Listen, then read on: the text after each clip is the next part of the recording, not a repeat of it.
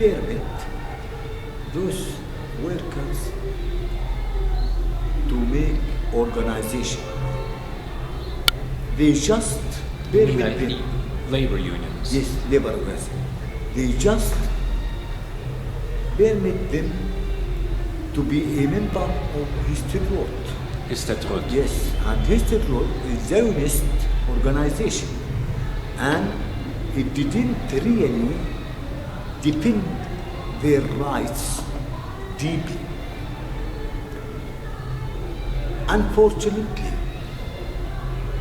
this is a point in Palestinian system. Unfortunately, Palestinian system didn't make any concentration or attention or serious efforts towards organizing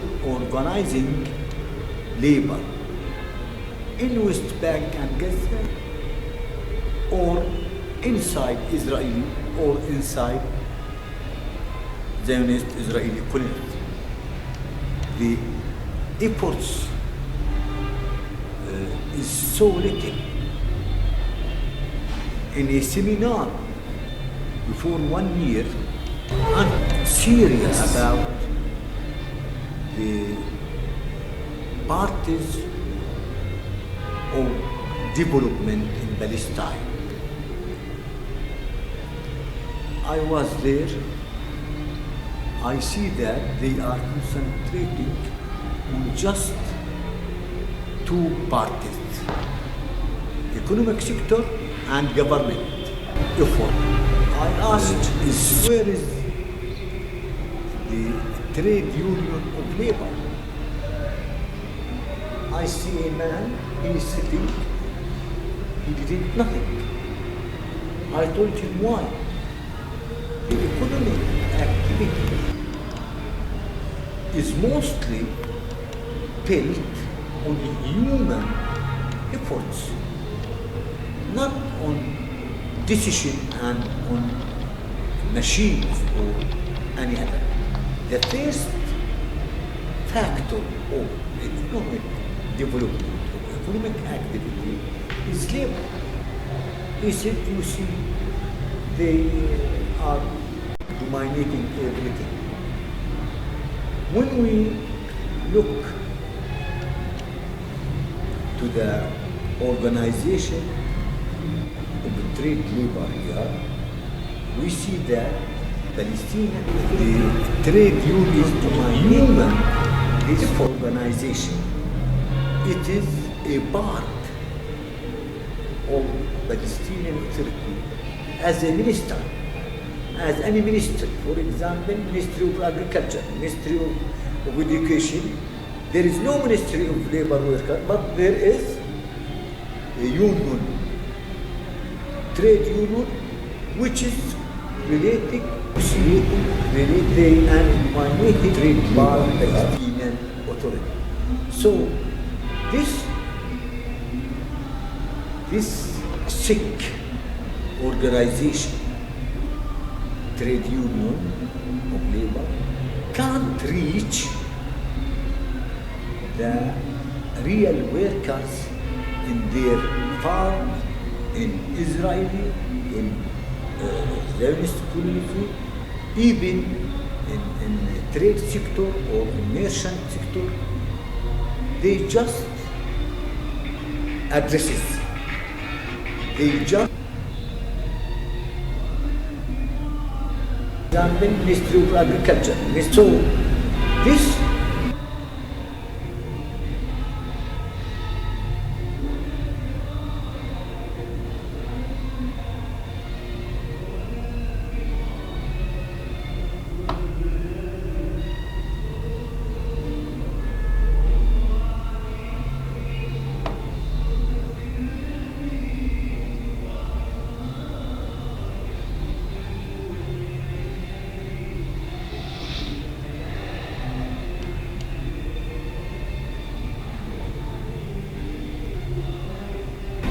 even in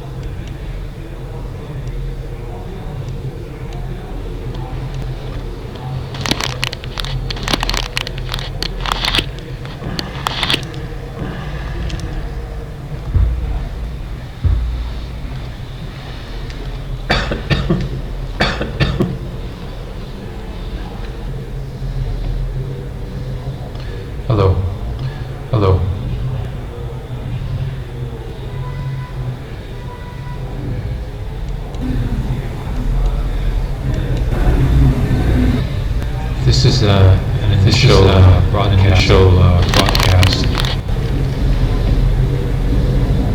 Hello. Testing the video streaming of Tanweer. Palestinian Cultural Enlightenment Forum. We are broadcasting live from Nablus, Palestine.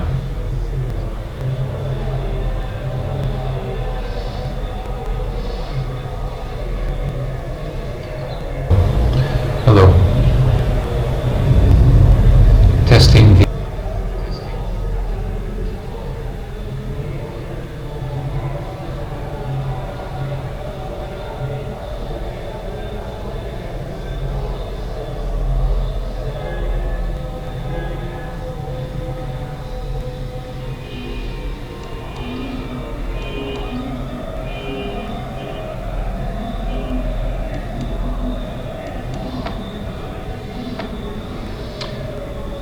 I'm told here by the YouTube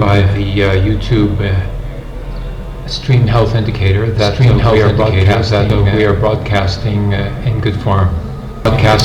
We are broadcasting. I will assume that this is the case. Although the video feedback that we have here on our YouTube visual is rather choppy. It seems that we're broadcasting on 30 frames per second, and the program that we have, the encoder, excellent broadcaster, is not allowing us to go down to 20 frames per second.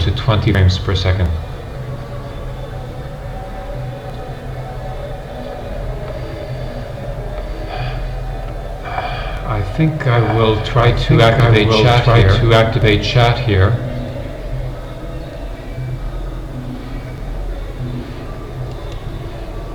In the hopes that we can get some feedback.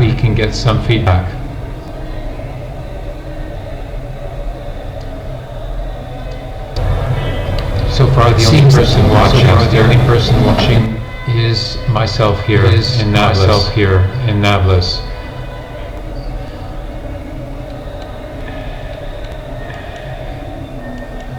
I'm going to make the announcement now on Facebook.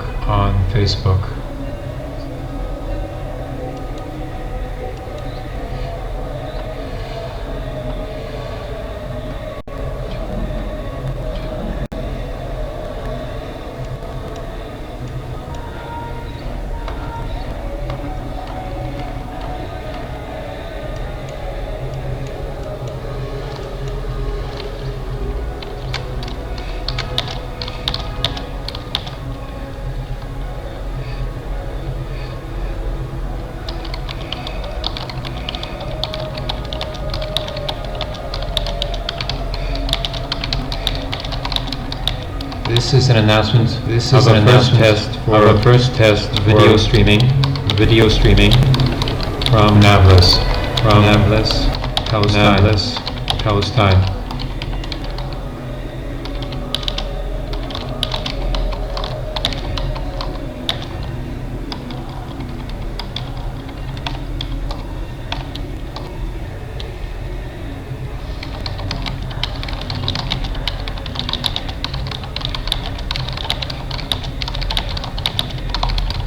Please comment or reply on the video chat to indicate the degree of reception. Streaming from now.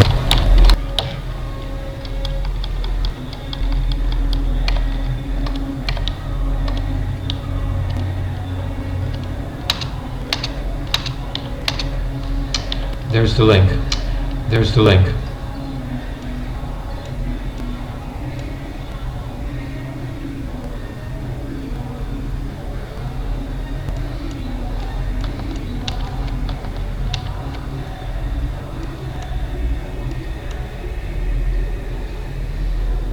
Hello world. Hello world. Are you there? Are you there? Please comment or reply.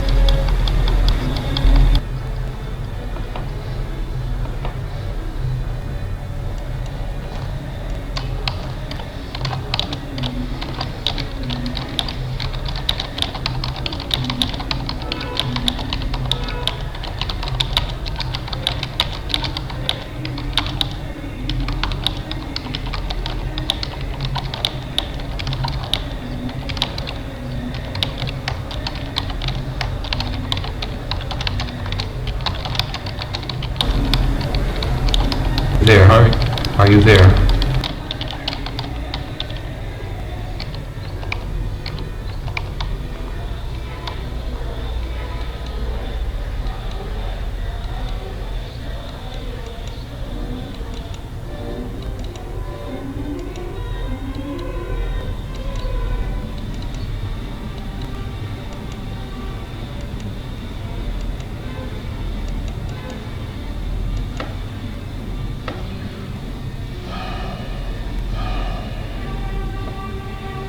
Okay, I will continue with some comments.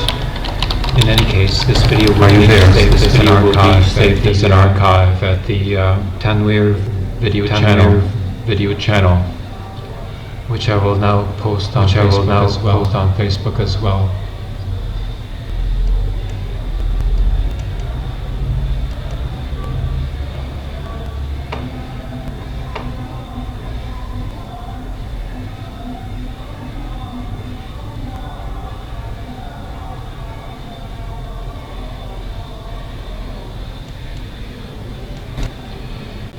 This is the winter in Nablus here, full of sunshine and no snow.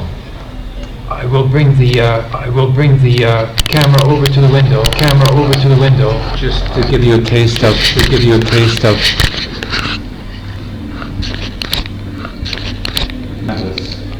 Nablus in full sunshine.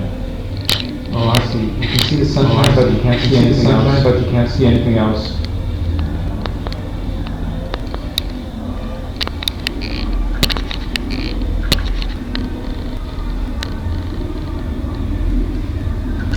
Well, as you can see, all the windows here have metal bars over them for security. This is something of a tradition here, considering territory, this land, this country, this society has been subjected to repeated occupations. Here we're talking about Assyria, Babylonia, Greece, Rome, England. Oh yes, the Ottoman Empire. After England, it was the Zionist occupation. And we continue. Never have the people been successfully suppressed or expelled. Presently, the Palestinian people resist the expulsion of the Zionist occupation.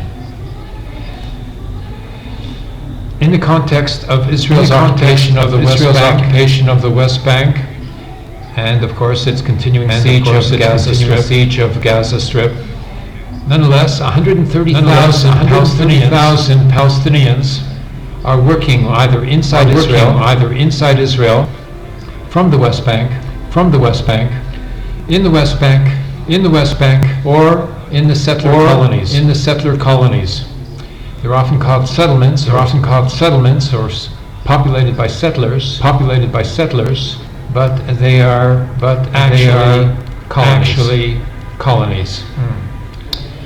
The occupants, usually highly subsidized the Ashkenazi community of the Jewish people, are indigenous to Europe, as their ancestors would have been here would have been the ancient land of Canaan. For a time there was a section of the Canaan which was called Israel. For a brief historical moment. As for the Jewish people, ourselves, the origins of the Jewish people are partially and only partially related to the land of Canaan. As is evident from the reading of the Torah, the origins of the Jewish people, or the nation of Israel as it is called, was founded initially and substantially under the leadership of Moses, Moshe, in the Sinai, made up of a number of different nationalities who came to be slaves in the kingdom of Egypt, which is why the Haggadah, the book of the festival of Passover, otherwise known as Pesach, refers to the Jewish people as a nation within a nation. That is, the Jewish nation, or the Israel nation, within the Egyptian nation, who form a caste of slaves, workers, during various pharaoh periods. Subsequently, of course, the 40-year period, of two generations or three generations, which formed the Jewish people, and its constitutional founding document, all took place in Sinai. While the Jewish people, the Israel nation, were nomads, much like the Bedouin. The founding document, its constitutional format is well outlined, and decreed in 35 various general assemblies, which were conducted during that period in the Sinai. This is all mentioned and codified in the Torah. That is the initial 5 books of what is called the Old Testament. The founding father or patriarch of the Jewish people is also the founding patriarch of the Arabic people by the name of Abraham. I believe his full name was Abram ben Tara. His initial name Abram. A Semitic language name, which was called Hebrew, which originated in Iraq or Mesopotamia, in the region called Sumeria, and specifically in the city of Ur. Abraham then historicized as being a founding patriarch who traveled through Canaan to Egypt, where he found his inspiration in the monotheistic teachings of a pharaoh who is recounted as having smashed the stone statues of the various tribal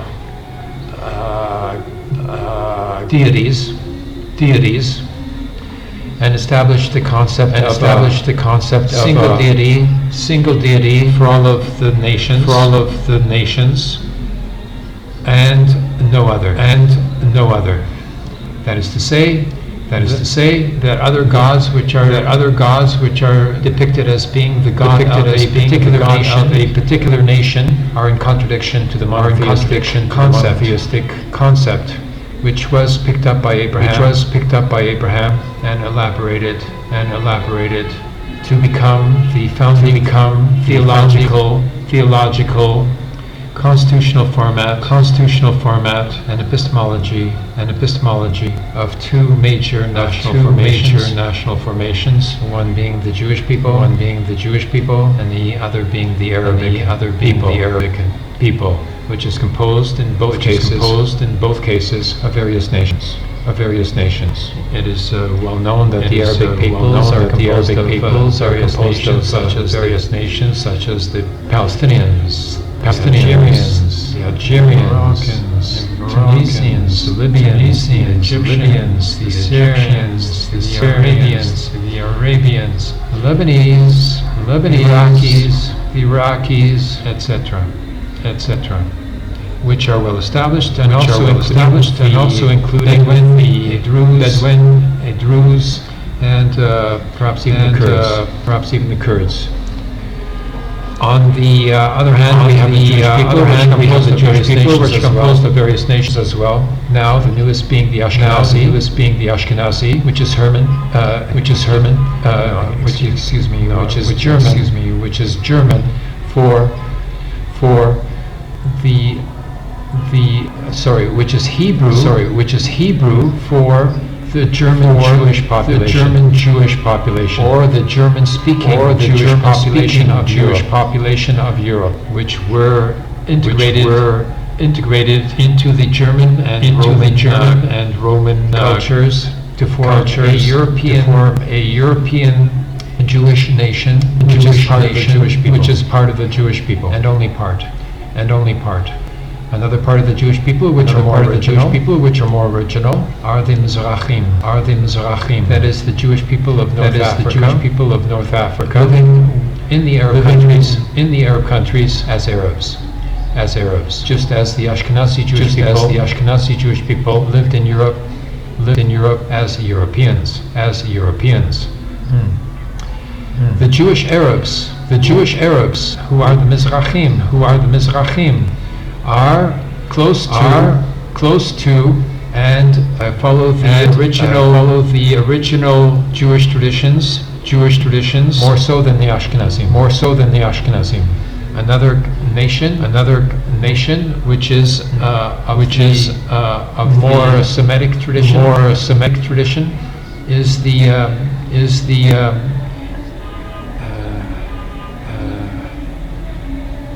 Yemenite Jewish population, Iraqi Jewish population, the Iranian Jewish population, and to some extent the Lebanese Jewish population, all of which are rather minimal in their original habitat. With many such people having migrated to the Zionist state of Israel, and have been derobed of their Arabic culture and Arabic language, and much else as well by the Zionist authorities upon their arrival, where they were exploited,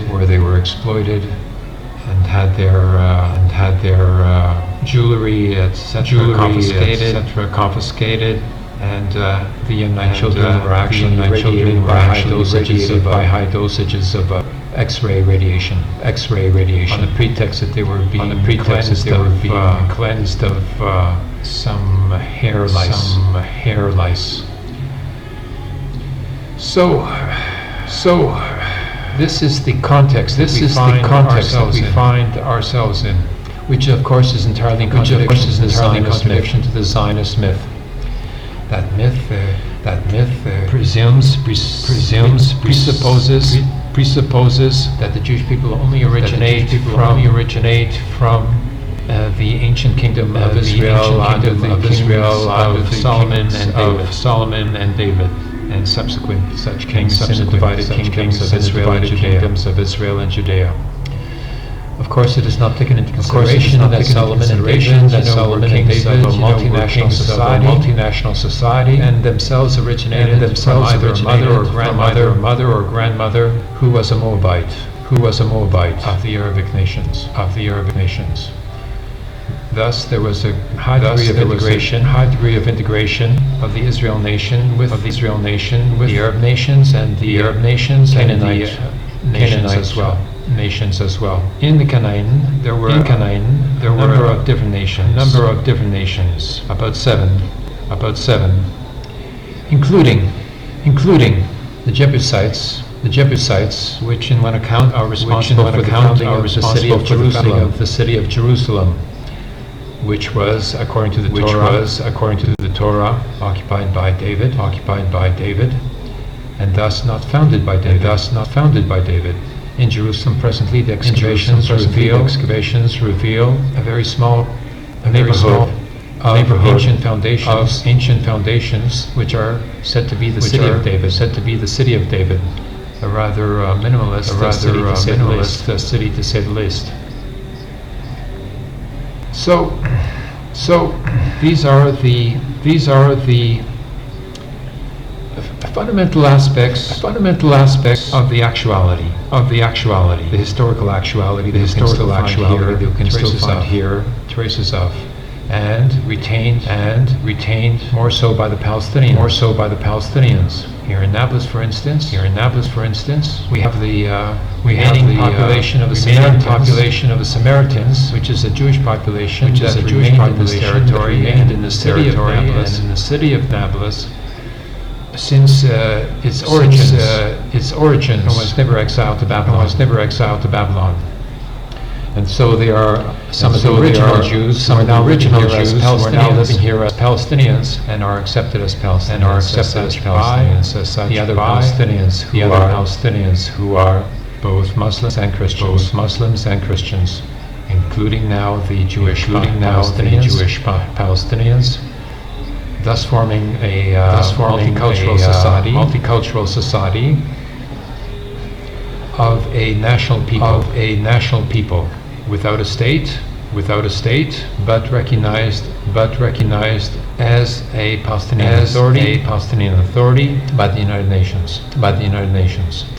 However, being recognized as a state,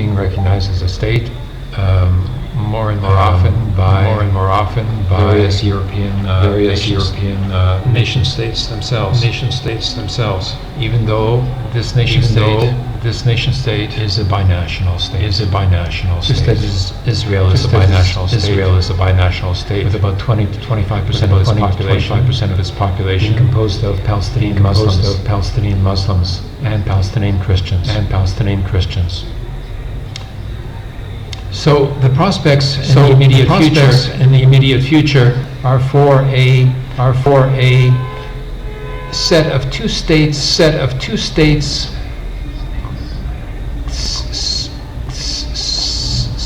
to be nation states.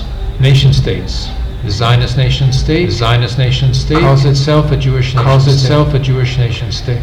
Although it is not recognized as such by any of its founding documents, or any of the founding resolutions of the United Nations, or any of the prior legal definitions provided by the Treaty of San Remo in 1920. Or the Balfour Declaration of 1917, neither of which referred to a Jewish state. San Remo is the name of the treaty in 1920. And both of those documents referred to a Jewish homeland in the territory of Palestine. The partition resolution, however, refers to the establishment of a state of Israel with a binational population, of course.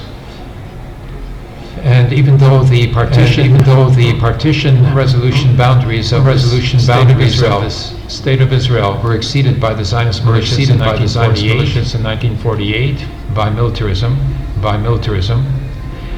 massacres and the expulsion of the Palestinian people. Nonetheless, the territory remains a binational society. Thus, the immediate prospects for the continuing historical process here is the establishment of two states, each of which will be binational societies. The resolutions of the United Nations provide for the personal choice of all the residents on an individual level, who while befitted with a particular citizenship,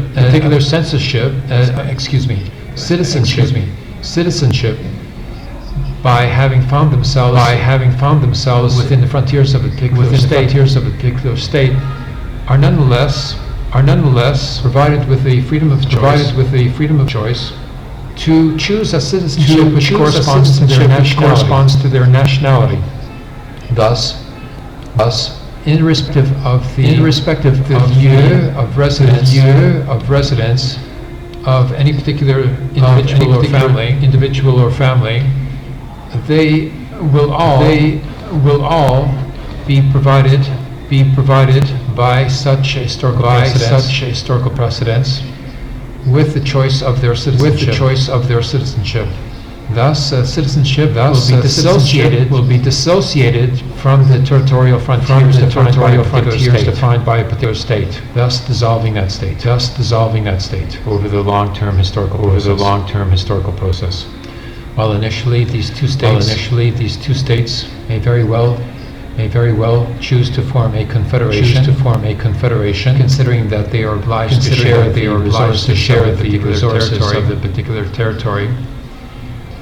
The eventual prospects of citizenship being transformed into nationality, and nationality being transformed into citizenship, will result in a federation with neither state